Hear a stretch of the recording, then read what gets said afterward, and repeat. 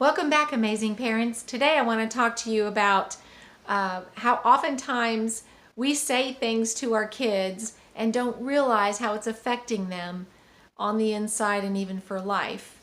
So a situation came up today that made me realize that oftentimes as adults we feel like we need permission to do things and to try new things that seem like really good ideas to us, and we wonder why am I hesitating?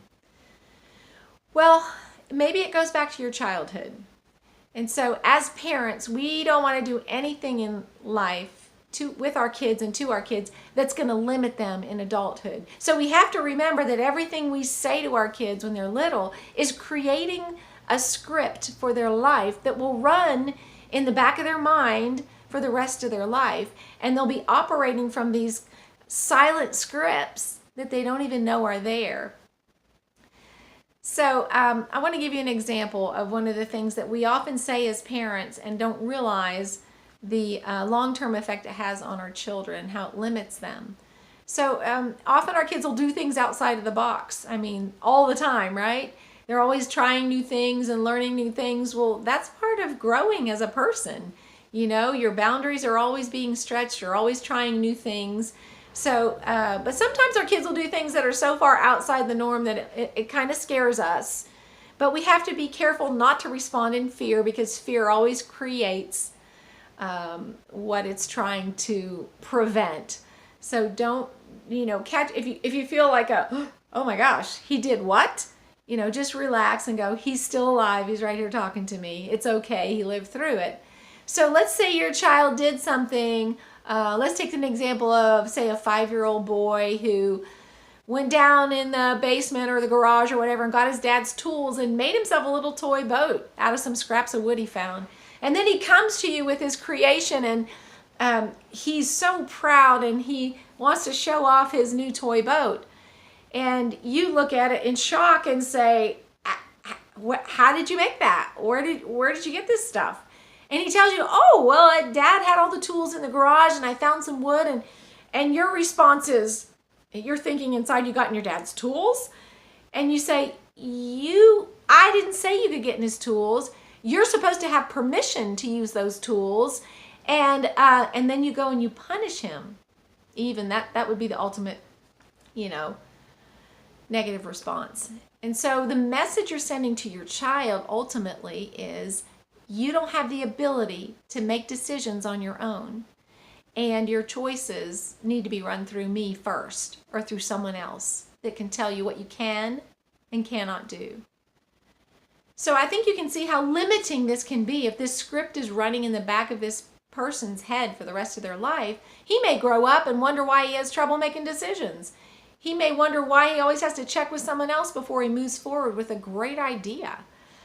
And it could be a script from childhood that's running in his subconscious mind, and he's living out of that. So just remember as parents that you are you're scripting your child's life with the words that you speak. So a better response to a situation like this would be, instead of, you didn't have permission, who said you could do that, yada, yada, yada, take a deep breath. Appreciate the accomplishment that your child just had. Share in his proud moment. And then you can ask him this: how did that work out for you? Tell me about it. What did you learn? I mean, let him learn from his successes and failures. He may share things that you would never know. You weren't there. Maybe he tried one thing and it didn't work, and then he tried another, and he went through a process of discovery and learn so much from it. And you can say, that's great, son. Next time you want to use the tools, let me help you. Or I would love to help you if you have, fear of that. Another simple example would be, a 3-year-old that comes out and says, hey, Mommy, I dressed myself. And their outfit, of course, doesn't suit the weather, or it doesn't match. Just let it be. It's no big deal. Give them, instead of limiting them by saying, oh, that outfit looks horrible, or you can't wear that, and shooting their self-confidence, right to the ground, just applaud them and say, that's great. Would you like a sweater with that? It's a little chilly outside, or something of that nature. But children have this imagination and this drive to discover and create and explore, and that's a good thing. We want to nurture that and give them freedom to use their imagination.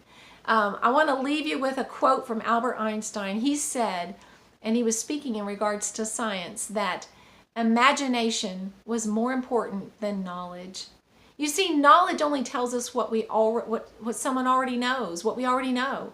But imagination opens the door for new discoveries. And the world needs imagination much more than knowledge. We can get knowledge anytime we need it. And our imagination will show us where to find it when we need it too. So empower your children with positive, life-giving words and responses, rather than limiting them with negative or restricting speech. So until next time, speak life over your kids and create some positive scripts for the rest of their lives. And I will see you later.